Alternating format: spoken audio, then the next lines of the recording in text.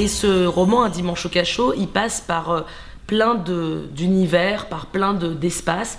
Et il raconte, entre autres, parce qu'il y a des allers-retours dans le temps, l'itinéraire d'une jeune esclave dans une plantation aux Antilles, qui est tombée amoureuse d'un homme, esclave lui aussi, qui a marronné, ce qu'on appelle le marronnage en créole. C'est les esclaves qui prenaient le maquis, un peu comme les résistants prenaient le maquis pendant la Seconde Guerre mondiale pour fuir leurs conditions d'esclaves. Cet homme se fait tuer, il se fait pourchasser par des molosses et il se fait tuer. Et dans un grand élan de tristesse, elle se met à insulter le maître de la plantation, etc. Et pour la punir de sa rébellion, on décide de l'enfermer dans un cachot d'esclaves. Et en fait, dans ce cachot, elle va découvrir son identité. Et c'est tout ce qui est très intéressant dans l'écriture de Patrick Chamoiseau, c'est qu'il y a chez lui l'idée d'une libération, d'une sortie de l'esclavage ou d'une sortie de l'enfermement, de l'emprisonnement, non pas simplement par la fuite, non pas simplement par le fait de justement marronner et partir, mais d'abord par une libération par l'esprit. Du coup, votre travail d'interprétation sur ce texte, il s'est axé sur quoi ?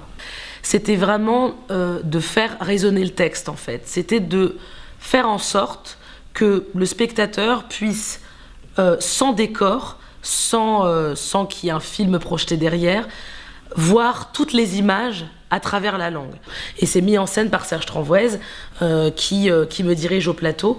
Et c'est un spectacle et un texte, moi, qui me tient à cœur, parce qu'il a une façon de restituer ou de témoigner d'une tragédie collective qui est celle de l'esclavage, avec énormément de dignité, d'une forme de résistance par la pensée, par l'engagement et par la reconnaissance de ce qu'on est profondément. Voilà ce dont parle Un dimanche au cachot.